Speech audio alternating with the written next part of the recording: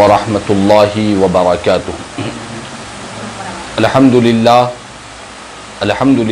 رب العالمین والصلاة والسلام علی سید الانبیاء والمرسلین وعلی آلہ الطیبین الطاہرین واصحابہ الاکرمین الافضلین وعلی من والاہم وتبعہم وسار علی نہجہم وسن بسنتہم الی یوم الدین، اما بعد، فقد قال اللہ تبارک و تعالی فی شان عظمت حبیبہ الکریم: اعوذ باللہ من الشیطان الرجیم، بسم اللہ الرحمن الرحیم، ان اللہ وملائکتہ یصلون علی النبی یا ایہا الذین آمنوا صلوا علیہ وسلموا تسلیما۔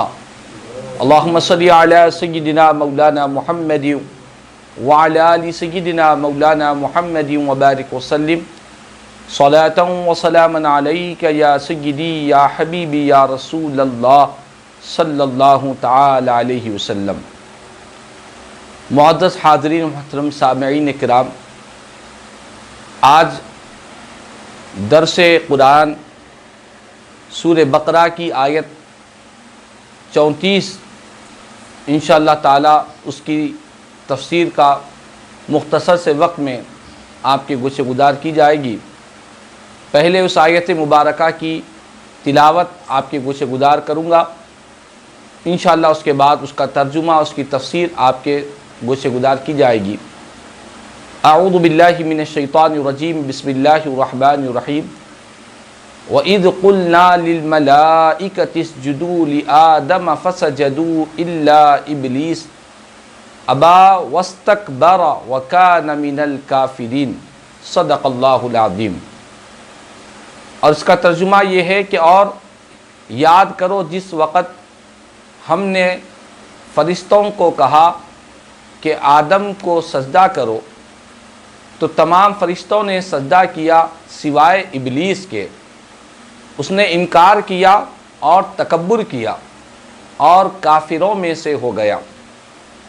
اس آیت مبارکہ کی تفسیر میں مفسرین کرام نے بہت ہی اہم باتیں ابلیس کے حوالے سے اور اللہ کے پیغمبر حضرت سیدنا آدم علیہ السلام کے حوالے سے بہت ہی اہم باتیں بیان فرمائی ہے۔ سب سے پہلی بات یہ جو کہا گیا کہ جب اللہ تعالیٰ نے فرشتوں کو حکم دیا کہ آدم کو سجدہ کریں، تو یہ جو سجدے کا حکم دیا گیا، سجدے کے تعلق سے مفسرین کرام اور علماء اسلام نے بیان کیا کہ سجدہ دو طریقے کا ہوتا ہے۔ سجدے کی دو قسمیں ہیں، ایک سجدہ عبادت ہے اور دوسرا سجدہ تعظیمی ہے۔ سجدہ عبادت یعنی جو معبود ہے اس کو سجدہ کرنا، اسے سجدہ عبادت کہا جاتا ہے، اور ایک ہے سجدہ تعظیمی کہ بندہ کسی کی عزت اور احترام اور اس کی تعظیم کے لیے سجدہ کرے۔ یہ دو باتیں ہوئی، اور یہ جو سجدہ عبادت ہے، یہ سجدہ عبادت ہر دور میں، ہر زمانے میں، ہر امت کے لیے ہمیشہ کے لیے سجدہ عبادت یہ ناجائز، حرام، گناہ کبیرہ اور شرک رہا ہے۔ اللہ کے علاوہ کسی مخلوق کے لیے سجدہ عبادت ہرگز جائز نہیں ہے۔ اسی لیے علماء کرام نے بیان فرمایا کہ سجدہ عبادت ہر امت کے لیے، ہر زمانے میں کسی کے لیے یہ جائز، مخلوق کے لیے جائز نہیں تھا۔ صرف اور صرف اس کا حقدار اللہ کی ذات بابرکت ہے، اسی کو سجدہ عبادت کیا جائے۔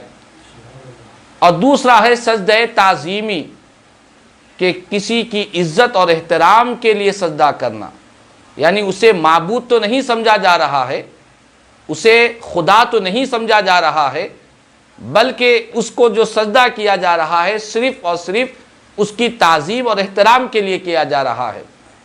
یہ جو سجدہ تعظیمی ہے، حضرت آدم علیہ السلام کو جو حکم دیا گیا فرشتوں کو کہ حضرت آدم کو سجدہ کرے، یہی سجدہ تعظیمی تھا، سجدہ عبادت تو نہیں تھا۔ حضرت آدم علیہ السلام کو نعوذ باللہ من ذالک خدا سمجھا جائے یہ تو ہرگز نہیں ہو سکتا، لیکن حضرت آدم علیہ السلام کی تعظیم کے لیے فرشتوں کو جو حکم دیا گیا کہ آدم کو سجدہ کرے، یہ جو سجدے کا حکم دیا گیا ہے یہ سجدے کی دوسری قسم یعنی سجدہ تعظیمی مراد ہے۔ اور یہ سجدہ تعظیمی سابقہ امتوں میں جائز ہوا کرتا تھا، سابقہ امتوں میں اس بات کی اجازت تھی، وہ سجدہ تعظیمی ان کے لیے جائز تھا۔ مثلا حضرت یوسف علیہ السلام کے سامنے ان کے بھائیوں نے سجدہ کیا، قرآن مجید نے اس کو بیان کیا، سارا سورہ یوسف میں واقعہ بیان کیا گیا۔ حضرت یوسف علیہ السلام کے سامنے تمام بھائیوں نے سجدہ کیا، یہ بھی جو سجدہ تھا یہ سجدہ بھی سجدہ تعظیمی تھا۔ اسی لیے علماء کرام مفسرین کرام کی جمع غفیر کہتی ہے کہ سابقہ زمانے کی امتوں میں سجدہ تعظیمی جائز تھا، لیکن اس امت محمدیہ کے لیے نبی پاک علیہ السلام کی امت کے لیے سجدہ تعظیمی بھی حرام قرار دیا گیا ہے۔ بے شمار احادیث کریمہ ہیں، نبی پاک علیہ السلام کی بارگاہ میں ایک مرتبہ ایک جانور نے آ کر حضور کی بارگاہ میں سجدہ کیا، تو صحابہ کرام رضوان اللہ تعالی علیہ مجمعین نے سرکار کی بارگاہ میں عرض کیا، یا رسول اللہ صلی اللہ علیہ وسلم یہ تو ایک جانور ہے جو آپ کی بارگاہ میں سجدہ کر رہا ہے، آقا ہم پر تو آپ کے بہت احسانات ہیں، ہم تو انسان ہیں اور ہماری تمنا ہے کہ حضور ہم آپ کو سجدہ کریں۔ قربان جائے نبی رحمت صلی اللہ تعالی وسلم نے فرمایا کہ دیکھو اللہ کے علاوہ کسی مخلوق کے لیے سجدہ کرنا یہ روا نہیں ہے، جائز نہیں ہے۔ اگر مخلوق کو مخلوق کے لیے سجدہ کرنا جائز ہوتا تو میں عورتوں کو حکم دیتا کہ وہ اپنے شوہروں کو سجدہ کیا کرے، لیکن نبی پاک علیہ السلام نے فرمایا کہ کسی کے لیے سجدہ کرنا جائز نہیں ہے، خود پیارے آقا نے اپنی ذات کے لیے بھی سجدہ کرنے سے منع فرمایا ہے۔ اسی حدیث مبارکہ ان جیسے احادیث کریمہ کی روشنی میں علماء کرام نے بیان کیا کہ دیکھو ساری کائنات میں سب سے افضل جو ذات بابرکت ہے وہ میرے اور آپ کے آقا امام الانبیاء رحمت للعالمین صلی اللہ علیہ وسلم کی ذات بابرکت ہے۔ حضور کی ذات وجہ تخلیق کائنات ہے، ساری کائنات کی تخلیق سرکار کے صدقے ہی میں ہوئی ہے۔ وہ آقا کریم صلی اللہ علیہ وسلم خود کے لیے سجدہ کرنے سے صحابہ کرام کو منع فرمایا اور کہا کہ اگر سجدہ کرنا جائز ہوتا تو میں عورتوں کو حکم دیتا کہ وہ شوہروں کو سجدہ کرے، لیکن یہ سجدہ کسی کے لیے جائز نہیں ہے۔ اسی لیے ان جیسے احادیث کریمہ کے پیش نظر علماء اسلام نے بیان کیا کہ سجدہ تعظیمی بھی امت محمدیہ کے لیے حرام ہے۔ مثلا کوئی کسی کے پاس سجدہ کرتا ہے تو وہ سجدہ کرنا شریعت میں ناجائز ہے، گناہ ہے، حرام ہے، سجدہ تعظیمی سے بھی احتیاط کرنا لازم و ضروری ہے۔ اب رہا مسئلہ دوسرا، سجدہ کہتے کسے ہیں، سجدے کی تعریف کیا ہے؟ تو سجدے کے بارے میں اس کے لغوی معنی بیان کرتے ہوئے علماء کرام نے بیان کیا کہ سجدہ کہتے ہیں کہ بندہ عاجزی و انکساری اختیار کرے، اس کو سجدہ کہتے ہیں۔ اور علماء نے بیان کیا کہ وضع الجبہۃ علی الارض، کہ پیشانی کو زمین پر رکھنا، اسے سجدہ کہا کرتے ہیں۔ تو اس طرح سجدے کے لیے علماء نے بیان کیا کہ زمین پر چند اعضاء کا ٹکنا ضروری ہے، دونوں پاؤں کی انگلیاں یا کم از کم دونوں پاؤں کے 2 انگوٹے اور دونوں گھٹنے، دونوں ہاتھ، پیشانی اور ناک، ان چیزوں پر سجدہ کیا جاتا ہے، اسے سجدہ کہتے ہیں۔ ہمارے پاس 2 طریقے کی باتیں ہوتی ہے، جو غلط فہمی ہمارے معاشرے اور سماج میں سجدے کے حوالے سے بیان کی جاتی ہے، ان غلط فہمیوں کا بھی دور کرنا بہت ضروری ہے۔ پہلی بات یہ ہے کہ بعض ناواقف قسم کے لوگ جن کو شریعت مطہرہ کا علم نہیں ہے، وہ یہ سمجھتے ہیں کہ کسی درگاہ کو جا کر یا اپنے پیر و مرشد کے پاس جا کر سجدہ کرنا جائز سمجھتے ہیں ان کو بھی اپنے آپ کی اصلاح کرنی چاہیے. کسی درگاہ کو، کسی اللہ کے ولی کو، اپنے پیر و مرشد کو سجدہ کرنے سے علماء نے سختی سے منع کیا، یہ ناجائز ہے. اور ایک دوسرا گروہ، ایک دوسری جماعت، وہ یہ غلط فہمی میں مبتلا ہے کہ ہر آدمی کوئی کسی کو سجدہ کرتا ہے، مثلا ناواقفیت کی بنا پر کوئی کسی درگاہ کو سجدہ کر رہا ہے، کوئی اپنے پیر و مرشد کو سجدہ کر رہا ہے. تو اس طرح اگر کوئی کسی مخلوق کو سجدہ کر رہا ہے تو فوراً ایسے سجدے کو وہ شرک کہہ کر یاد کرتے ہیں. یہ بھی بہت بڑی غلط فہمی ہے، یہ بھی بہت بڑی جہالت ہے. ہر سجدہ یہ شرک نہیں ہوتا، ہر سجدہ کرنے والا مشرک نہیں ہوتا، بلکہ جو سجدہ عبادت کے لیے کیا جاتا ہے، خدا سمجھ کر جس کو کیا جاتا ہے، ویسا سجدہ سجدہ عبادت کہلاتا ہے. وہ سجدہ کرنا شرک ہے، حرام ہے اور بندہ اسلام سے خارج ہو جاتا ہے. لیکن ہمارے پاس اکثریت کے ساتھ جو دیکھنے میں آتا ہے کہ کوئی کسی اللہ کے ولی کے پاس جا کر سجدہ کر رہا ہے، حالانکہ نہیں کرنا چاہیے، شریعت نے منع ہے، لیکن اس سجدہ کرنے والے کو مشرک کہہ جانا یہ اس سے بڑا گناہ ہے، یہ اس سے بڑی غلطی ہے کہ کسی مسلمان کو، کسی مومن کو، اگرچہ کہ سجدہ تعظیمی کرنا یہ حرام ہے، لیکن حرام سجدہ تعظیمی کرنے سے کوئی بندہ اسلام سے خارج نہیں ہوتا. مثلا کوئی شراب پی رہا ہے، کوئی ظلم و زیادتی کر رہا ہے، تو حرام کام کرنے والا وہ اسلام ہی میں رہتا ہے، وہ گنہگار کہلائیں گے، فاسق کہیں گے، فاجر کہیں گے، لیکن اسے مشرک نہیں کہا جا سکتا، اسے کافر نہیں کہا جا سکتا. تو یہی ہمارے پاس غلط فہمی پائی جاتی ہے. اور دوسری بات یہ بھی ہے کہ جب بات سجدے کی آئی تو سجدے کا جو طریقہ ہے اس طریقے کے حساب سے اگر کوئی سجدہ کرے تو یہ سجدہ تعظیمی ناجائز ہوگا.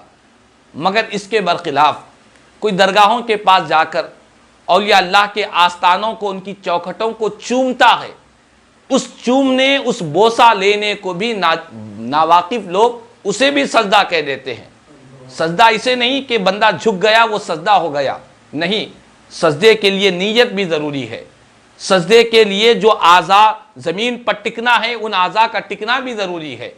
اگر کوئی جھک کر اپنے پیر و مرشد کی قدم بوسی کر رہا ہے، دست بوسی کر رہا ہے، کسی اللہ کے ولی کی مزار کو چوم رہا ہے، ان کی چوکھٹ کو بوسہ لے رہا ہے، تو یہ سجدہ تعظیمی ہے نہ سجدہ عبادت ہے.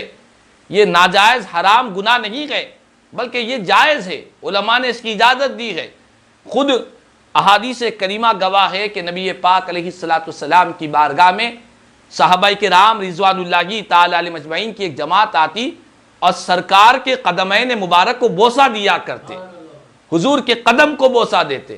اور جب ظاہر سی بات ہے کہ جب قدموں کو بوسہ دیا جائے گا، جس کو ہم قدم بوسی کہتے ہیں، تو ضرور جھکنا پڑے گا، جھک کر بوسہ لینا پڑے گا. تو وہ جو جھکا جا رہا ہے سجدے کے لیے نہیں جھکا جا رہا ہے، نیت سجدے کی نہیں ہے بلکہ نیت قدم کو بوسہ لینے کی ہے. اسی لیے ہمارے علماء نے بیان کیا کہ اگر کوئی عالم باعمل ہے، کوئی نیک شخص ہے اور لوگ اس کا ہاتھ اور اس کا پاؤں چوم رہے ہیں تو اسے ان چیزوں سے روکنا نہیں چاہیے، بلکہ اس کو اجازت ہے کہ ہاتھ اور پاؤں چومنے کے لیے وہ دے سکتا ہے. اسی لیے کہ نبی پاک علیہ السلام کی قدم بوسی صحابہ کرام سے ثابت ہے، اور صحابہ کرام کے بعد محدثین کرام سے بھی یہ بات ثابت ہے کہ وہ قدم بوسی کے لیے انہوں نے اجازت مانگی ہے، ان کو اجازت بھی دی گئی ہے. تو بہرحال سجدے کے بارے میں یہ بات ذہن نشین کر لے کہ کوئی آدمی جھک گیا وہ سجدہ کہنا یہ بڑی جہالت ہے. ہر چومنے اور ہر جھکنے کے سجدہ نہیں کہتے، بلکہ سجدے کے لیے نیت شرط ہے، اعضائے بدن کا زمین پر ٹکنا شرط ہے. اس کے بعد اگر کوئی ویسے طریقے سے سجدہ کر رہا ہے تب بھی اسے مشرک نہیں کہیں گے. اور یقیناً کوئی ایک مسلمان ہے، وہ کسی کو اگر خدا نہ خواستہ سجدہ کرتا بھی ہے تو وہ سجدہ عبادت تو ہرگز نہیں ہو سکتا. ایک مسلمان ہو کر کسی دوسرے کو خدا سمجھے اور اس کو سجدہ کرے، یہ تو کبھی نہیں ہو سکتا، ورنہ وہ مسلمان کہلانے کے حقدار ہی نہیں بنتا۔ تو بہرحال سجدے کے بارے میں یہ بات ذہن نشین کر لیں کہ اولیاء اللہ کی بارگاہوں میں، درگاہوں میں اور پیر و مرشد کی دست بوسی کے لیے، بارگاہوں کی چوکھٹوں کو چومنے کے لیے اگر کوئی جھکتا ہے تو مقصد اولیاء اللہ کی بارگاہ کو چومنا ہے اور ان کی چوکھٹ کی قدم بوسی کرنا ہے، تو یہ ناجائز نہیں ہے، یہ سجدہ نہیں ہے اور یہ سجدے کی تعریف میں بھی نہیں آتا۔ اور اس کے برخلاف علماء نے اس بات میں احتیاط کرنے سے فرمایا ہے کہ پوری سجدے کی حیت اور شکل اختیار کر کے بھی بوسہ لینے سے احتیاط کرنا چاہیے، ورنہ ناواقف قسم کے لوگ، جاہل لوگ دیکھیں گے تو فتنے میں پڑ جائیں گے اور وہ تصور کریں گے کہ شاید یہ سجدہ کر رہے ہیں اور وہ بھی پیروی کرتے ہوئے سجدے میں لگ جائیں گے، حالانکہ کوئی بندہ بوسہ لے رہا ہے۔ تو اسی لیے علماء کرام نے بیان کیا کہ جہاں تک ہو سکے احتیاط کا پہلو اختیار کیا جائے۔ یہ تو بات سجدے کی ہو گئی اس کی۔ اور اللہ تبارک و تعالیٰ نے حضرت آدم علیہ السلام کے لیے سجدے کا جو حکم دیا گیا کہ فرشتوں کو حکم دیا کہ فرشتوں آدم کو سجدہ کرو، چنانچہ جب اللہ نے حکم دیا تو قرآن کہتا ہے فسجدوا، تمام فرشتوں نے سجدہ کیا۔ یہ جو فرشتوں نے سجدہ کیا، حضرت آدم علیہ السلام کو یہ سجدہ تعظیمی تھا، اور سوائے ابلیس نے سجدہ نہیں کیا۔ جس وقت فرشتے سجدے میں گرے اس وقت ابلیس اپنی پیٹھ حضرت آدم علیہ السلام کی طرف کر کے کھڑا ہو گیا۔ تمام فرشتے حضرت آدم کی بارگاہ میں سجدہ کر رہے ہیں اور یہ ابلیس ہے جو حضرت آدم علیہ السلام کی طرف پیٹھ کر کھڑا ہو گیا، اس نے سجدہ نہیں کیا۔ کیا کیا؟ ابا، انکار کیا، واستکبر، تکبر کیا، اور وہ کافروں میں سے ہو گیا۔ اب یہ جو ابلیس ہے، یہ ابلیس کون ہے؟ تو اس کے بارے میں علماء کرام نے، مفسرین کرام نے بیان کیا کہ یہ ابلیس دراصل یہ فرشتوں میں سے نہیں تھا، بلکہ قرآن کریم میں بیان کیا گیا کان من الجن، ابلیس جنات میں سے ہے، ابلیس فرشتوں میں سے نہیں ہے۔ اب یہاں حکم فرشتوں کو دیا گیا تھا، ابلیس کو تو نہیں دیا گیا تھا، تو پھر ابلیس سجدہ کیوں کرے؟ تو یہاں پر علماء نے بیان کیا کہ چونکہ ابلیس تھا تو جنات میں سے، لیکن وہ فرشتوں کے ساتھ رہا کرتا، فرشتوں کا معلم الملکوت تھا، فرشتوں کا استاد تھا، انہی کے ساتھ رہنے کی وجہ سے ابلیس بھی اس حکم میں شریک ہو گیا تھا۔ لیکن ابلیس نے سجدہ نہیں کیا اور انکار کر بیٹھا۔ اور یہ جو ابلیس ہے اس کا اصل نام عزازیل، جب تک اس نے سجدہ نہیں کیا تھا، اللہ کی نافرمانی نہیں کی تھی، تکبر نہیں کیا تھا، اس کا اصل نام عزازیل کتابوں میں بیان کیا گیا۔ لیکن جب سے اس نے سجدے سے انکار کیا، اللہ کے حکم کی نافرمانی کی، تو اس کا نام ابلیس رکھا گیا۔ ابلیس کے معنی مکار کے آتے ہیں اور اللہ کی رحمت سے مایوس کے آتے ہیں، چونکہ یہ بہت بڑا مکار ہے۔ اسی طرح اس کا ایک اور نام شیطان بھی رکھا گیا۔ شیطان کے معنی مردود، جو اللہ کی رحمت سے دھتکار دیا گیا۔ یہ جو ابلیس ہے یہ فرشتوں میں سے نہیں تھا بلکہ جنات میں سے تھا، اور یہ جو پیدا کیا گیا ہے یہ آگ سے پیدا کیا گیا ہے اور فرشتے نور سے پیدا کیے گئے ہیں، لہذا فرشتے الگ ہے اور ابلیس جنات میں سے تھا۔ اس نے انکار کیا اور تکبر کیا۔ یہاں پر ایک اہم بات علماء کرام نے بیان کی کہ دیکھو، انکار اور تکبر یہ اتنی خراب چیز ہے، یعنی انسان کی مزاج اور طبیعت میں دو چیزیں انسان کے زندگی بھر کے اعمال کو برباد کر دیتے ہیں۔ ایک یہ جو ابلیس کے واقعے سے جو ملا کرتی ہے کہ ایک تکبر ہے کہ انسان بندہ خود کو بہتر سمجھے، دوسروں کو کمتر سمجھے، خود کو اعلیٰ سمجھے اور خدا کی مخلوق کو ادنا سمجھے۔ یہ پہلی چیز تکبر، اور دوسری چیز گستاخی اور بے ادبی۔ یہ دو چیزیں انسان کی زندگی بھر کے نیک اعمال کو ضائع کر دیتے ہیں۔ اس کی نمازیں، روزے، عبادات، صدقات، خیرات، تلاوت، یہ زندگی بھر کے نیک اعمال کی جتنی اس نے محنت کی ہے، اگر لمحے بھر میں بندے کے قلب میں تکبر آ گیا یا وہ گستاخی اور بے ادبی کرنے لگ گیا، یہ دو چیزیں زندگی بھر کے تمام اعمال کو برباد کرتے ہیں۔ ان دو چیزوں سے، ان دو خاص گناہوں سے بندوں کو بچنا چاہیے۔ اور اس کے برخلاف تواضع، عاجزی، انکساری اور ادب اور احترام، یہ دو ایسی چیزیں ہیں کہ جو بندہ اختیار کر لیتا ہے، اللہ تعالیٰ اس کے سابقہ گناہوں کو بھی معاف فرما دیتے ہیں، سابقہ قصوروں کو بھی معاف کر دیتے ہیں۔ اسی لیے اللہ تعالیٰ کو دو چیزیں بہت محبوب ہے کہ بندہ ہمیشہ اللہ کی بارگاہ میں عاجز رہے، ہمیشہ تواضع اختیار کرے، انکساری اختیار کرے، اور ادب اور احترام کے دامن کو ہاتھ سے چھوٹنے نہ پائے۔ الحمدللہ اہل سنت والجماعت کی ایک خصوصی پہچان یہ ہے کہ اہل سنت والجماعت ہمیشہ تکبر سے اور گستاخی اور بے ادبی سے اپنے آپ کو بچاتے ہیں۔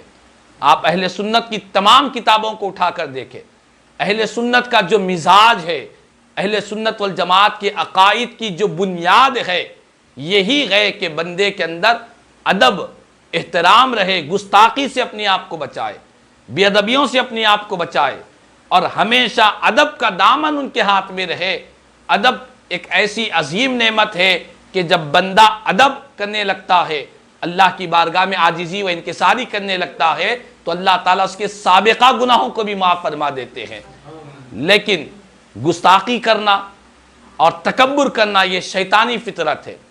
چنانچہ تفسیر عزیزی میں ایک بات بیان کی گئی ہے کہ ایک مرتبہ شیطان حضرت موسیٰ علیہ السلام کے زمانے میں حضرت موسیٰ علیہ السلام سے ملاقات کر کے رونے لگا اور کہنے لگا کہ اے اللہ کے نبی پیغمبر، آپ اللہ کے پیغمبر ہیں، آپ موسیٰ کلیم اللہ ہے، آپ اللہ کی بارگاہ میں جا کر میرے لیے، میری توبہ کے لیے آپ سفارش کیجئے۔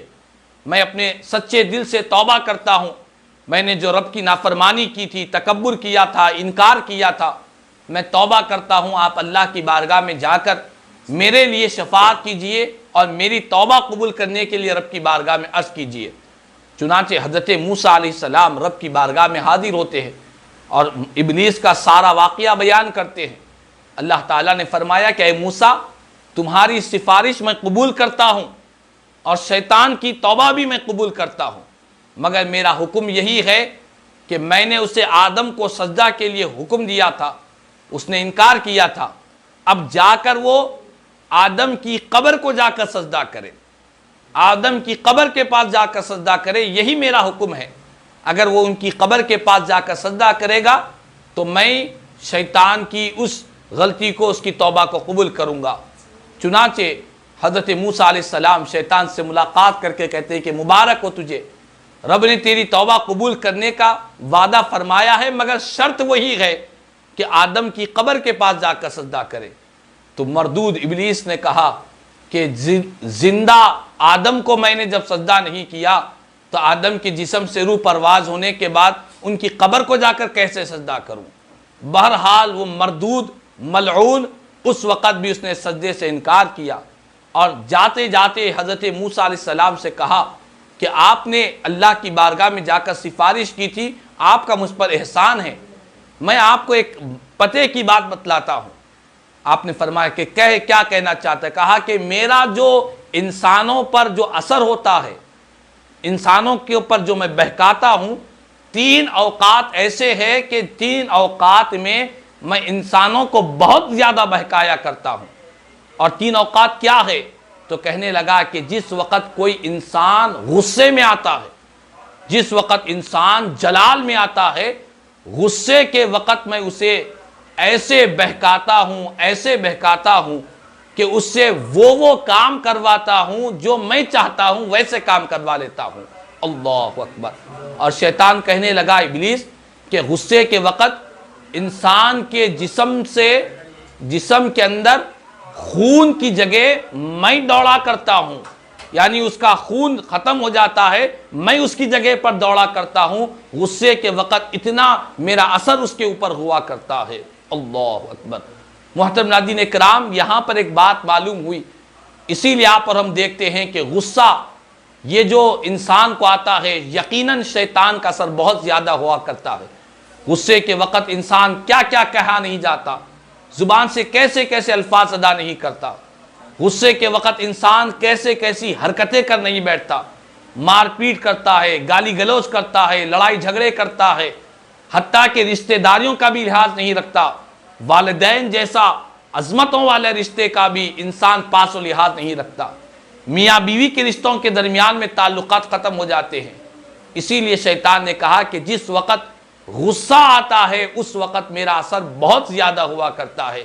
اسی لیے میرے آقا نے فرمایا کہ یہ جو غصہ ہے یہ شیطان کی وجہ سے ہے، لہذا جب کبھی تم میں سے کسی کو غصہ آ جائے، میرے آقا فرماتے ہیں اسے چاہیے کہ وہ وضو کر لے۔ وضو کا پانی جب پڑے گا، چونکہ شیطان آگ سے بنا ہے اور آگ کو پانی بجھاتی ہے، اسی لیے میرے آقا فرماتے ہیں جب کبھی تم کو غصہ آ جائے تو تمہیں چاہیے کہ وضو کر لیا کرے، وضو کی برکت سے غصہ ختم ہو جائے گا۔ تو یہ پہلی بات ہے جس وقت میں بہت زیادہ غالب ہو جاتا ہوں۔ اور دوسری بات شیطان کہنے لگا کہ جس وقت بندہ جہاد کے لیے جاتا ہے، اپنے گھر بار، دوست پڑوس، رشتہ دار، بیوی بچے، ماں باپ سب کو چھوڑ کر جہاد کے لیے جاتا ہے، تو اس مجاہد، اس غازی کے دل میں یہ بات ڈالتے رہتا ہوں کہ تو اپنے ماں باپ کا، اپنے اہل و عیال کا، اپنے بیوی بچوں کا خیال کر، اس کے دل میں دنیا کے رشتہ داروں کا خیال لا کر اسے جہاد میں جانے سے روکنے کی کوشش کرتا ہوں۔ یہ دو وقت ہے۔ اور تیسرا وقت جو شیطان کے بہکانے کا بہت زیادہ ہوتا ہے، شیطان نے کہا کہ جس وقت کوئی مرد کسی اجنبی عورت کے ساتھ تنہائی میں رہتا ہے، اس وقت بھی میں اسے ایسا اکساتا ہوں کہ اس سے بدکاری کروا دیا کرتا ہوں۔ تو کہا کہ یہ تین اوقات ہے، ایک غصہ، اور دوسرا جہاد میں جاتے وقت، اور تیسرا اجنبی عورتوں کے ساتھ تنہائی کے وقت میں۔ ان اوقات میں میرا بہت زیادہ اثر ہوتا ہے، میں جو چاہتا ہوں اسے کام کروا لیتا ہوں۔ چنانچہ حضرت موسیٰ علیہ السلام کے زمانے میں شیطان نے کہا، بہرحال اس نے حضرت آدم علیہ السلام کی قبر کے پاس جا کر سجدے سے انکار کیا۔ اس کے بعد کہا، اس نے ابا واستکبرا، شیطان انکار کیا اور تکبر کیا۔ حدیث پاک میں نبی پاک علیہ السلام نے فرمایا کہ اے میرے امتیوں، تم جہاں تک ہو سکے اپنے آپ کو ہمیشہ کوشش یہ کرو کہ تکبر سے بچاتے رہو، تکبر سے اپنے آپ کو بچاتے رہو، کیونکہ یہی تکبر ہی ہے جس نے شیطان کو، ابلیس کو مردود کر دیا، ابلیس کو اللہ کی رحمت سے دور کر دیا، ہمیشہ ہمیشہ کے لیے ابدی دائمی جہنمی بنا دیا۔ اسی لیے میرا آقا کریم صلی اللہ علیہ وسلم نے فرمایا کہ جہاں تک ہو سکا تم اپنے آپ کو تکبر سے بچاتے رہو۔ اب یہ تکبر ہوتا کیا ہے؟ ایک حدیث پاک میں صحابہ کرام رضوان اللہ تعالی علیہ مجمعین سرکار کی بارگاہ میں عرض کرنے لگے، یا رسول اللہ صلی اللہ علیہ وسلم، ہم میں سے ہر ایک کی خواہش ہوتی ہے کہ اس کا لباس اچھا ہو، اس کی جوتی اچھی ہو، اس کی سواری اچھی ہو، ہر ایک کی تمنا ہوتی ہے کہ وہ اچھا لباس پہنے، اچھی جوتی پہنے اور اچھے کپڑے پہنے اور اس کے معاملات میں اچھائی ہو، یہ ہر ایک کی خواہش ہوتی ہے۔ کیا آقا یہ تکبر میں شریک ہے؟ تو میرا آقا کریم صلی اللہ علیہ وسلم نے فرمایا کہ اے میرے صحابہ، یہ تکبر میں نہیں ہے کہ اچھا لباس پہننا، اچھی جوتی پہننا اور اچھے چیزیں کھانا یہ تکبر میں سے نہیں ہے، بلکہ میرا آقا فرماتے ہیں ان اللہ جمیل یحب الجمال، بے شک اللہ تعالیٰ جمیل ہے، جمال کو پسند فرماتا ہے۔ بندہ اچھا کھائے، اچھا پیے، اچھا لباس اختیار کرے، اچھی سواری پر سوار ہو، اس سے اللہ تعالیٰ کو کوئی ناراضگی نہیں ہے، اللہ تعالیٰ کو جمال پسند ہے۔ لیکن میرے آقا فرماتے ہیں کہ سن لو، تکبر یہ ہے کہ حق بات کا انکار کرنا۔ جب کوئی حق بات، سچ بات، اللہ اس کے رسول کی بات، قرآن و حدیث کی بات، دین کی بات، اسلام کی بات، شریعت کی بات کسی کے سامنے بیان کی جا رہی ہے، حق بات کا انکار کرنا اور خدا کی مخلوق کو خود سے کمتر سمجھنا، خدا کی مخلوق کو ادنا سمجھنا، اس کو تکبر کہا کرتے ہیں۔ تو بہرحال اس تکبر نے شیطان کو مردود کر دیا اور شیطان ہمیشہ کے لیے کافروں میں سے ہو گیا، انکار کیا اور تکبر کیا اور کافرین میں سے ہو گیا، یعنی کفر کرنے والوں میں سے ہو گیا۔ تو بہرحال اس تمام آیت مبارکہ سے اس بات کا پتہ چلتا ہے کہ فرشتے جنہوں نے خدا کے حکم کو مانا اور جنہوں نے اللہ کے حکم کو پا کر سجدہ کیا، اور تمام فرشتوں میں سب سے پہلے جس فرشتے نے سجدہ کیا وہ سید الملائکہ حضرت جبریل امین ہے۔ انہوں نے سب سے پہلے حضرت آدم کو سجدہ کیا، اور اسی لیے جبریل امین نے سب سے پہلے سجدہ کیا۔ اسی لیے علماء کرام نے بیان کیا کہ تمام فرشتوں میں انہیں اللہ نے سرداری نصیب فرمائی ہے۔ تو معلوم یہ ہوا کہ جو پیغمبر کی ادب اور احترام اور تعظیم کرتے ہیں، اللہ تعالیٰ انہیں سرداری عطا فرمایا کرتا ہے، اللہ تعالیٰ انہیں غلبہ عطا فرمایا کرتا ہے۔ اور جبریل امین نے سب سے پہلے سجدہ کیا اور وہ سید الملائکہ ہو گئے، سارے فرشتوں کے سردار ہو گئے۔ اور یہی نہیں، سب سے بڑی اہم جو خدمت اللہ تعالیٰ نے فرشتوں میں سب سے بڑی جو خدمت دی ہے وہ حضرت جبریل امین کو دی ہے۔ وہ تمام نبیوں کے پاس آتے رہے، تمام پیغمبروں کے پاس خدا کے احکام، خدا کے پیغام کو لاتے رہے۔ تو معلوم یہ ہوا کہ نبیوں کی تعظیم کرو گے، نبیوں کا احترام کرو گے، اللہ کے نیک بندوں کا ادب کرو گے، اللہ تعالیٰ سرداری بھی نصیب فرمائے گا، اور سب سے اعلیٰ کام بھی اللہ تعالیٰ بندوں سے لے گا، سب سے بہتر کام بھی اللہ تعالیٰ لے گا۔ اسی لیے سید الملائکہ جبریل امین نے سب سے پہلے حضرت آدم علیہ السلام کو سجدہ کیا۔ اللہ تعالیٰ نے انہیں پیغمبروں کی خدمت کے لیے، اپنے پیغام کو پہنچانے کے لیے چن لیا ہے۔ الغرض اس آیت مبارکہ میں حضرت آدم علیہ السلام کو سجدے کا جو حکم دیا گیا تھا وہ سجدہ تعظیمی جو سابقہ امتوں کے لیے جائز تھا، تمام فرشتوں نے سجدہ کیا۔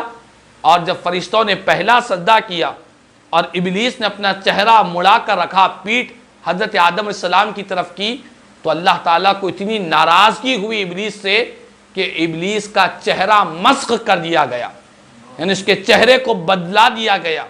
وہ جو چہرہ پہلے تھا اس کا، جس وقت وہ معلم الملائکہ تھا، جس وقت وہ ابلیس کا نام عزازیل تھا، جو چہرہ تھا، حضرت آدم کو سجدہ نہ کیا تو اس کا چہرے کا رنگ بدل گیا، مسخ کر دیا گیا چہرے کو۔ فرشتے جب سر اٹھائے، دیکھا کہ ابلیس کو مردود کر دیا گیا، تو فرشتوں نے فوراً اللہ کی بارگاہ میں اور ایک سجدہ کیا۔ پہلا جو سجدہ تھا خدا کے حکم پر تھا، اور دوسرا جو سجدہ فرشتوں نے کیا وہ سجدہ شکر بجا لانے کے لیے کیا کہ مالک تیرا شکر ہے کہ تو نے ہمیں سجدے کی توفیق عطا فرمائی ہے۔ تو یہ دو نماز میں دو سجدے ہوتے ہیں، یہ دو سجدے اسی کے ہوا کرتے ہیں، ایک خدا کے حکم کا سجدہ جو فرشتوں نے کیا تھا، اور دوسرا جو سجدہ کیا تھا وہ سجدہ شکر بجا لانے کے لیے کہ اللہ نے ہمیں مردود لوگوں میں سے نہیں کیا، گمراہوں میں سے نہیں کیا، ابلیس کے نقش قدم پر نہیں رکھا، بلکہ اللہ تعالیٰ نے ہمیں سجدے کی توفیق عطا فرمائی ہے، وہ سجدہ شکر انہوں نے بجا لایا۔ اللہ تبارک و تعالیٰ سے دعا ہے اللہ تعالیٰ ہم تمام کو حضرت آدم علیہ السلام کے اس واقعے سے، فرشتوں کے اس مبارک عمل سے اللہ تعالیٰ ہمیں خوب فیض نصیب فرمائے اور ہماری زندگیوں میں خوب خیر و برکتیں نصیب فرمائے۔ حضرت آدم علیہ السلام کے جو سچے پیروکار ہے، نبی پاک علیہ السلام کے ہمیں سچے امتی بنے رہنے کی توفیق عطا فرمائے۔ مولا تعالیٰ اپنے فضل و کرم سے ہمیں گمراہوں سے اور ابلیس کے راہ سے، ابلیس کے راستے پہ چلنے سے، اس کے بہکاوے سے اللہ تعالیٰ ہم سب کی حفاظت فرمائے۔ کہنے سننے سے زیادہ مجھے اور ہم تمام کو عمل کی توفیق عطا فرمائے۔ آمین ثم آمین۔ واخر دعوانا الحمدللہ رب العالمین وما علینا الا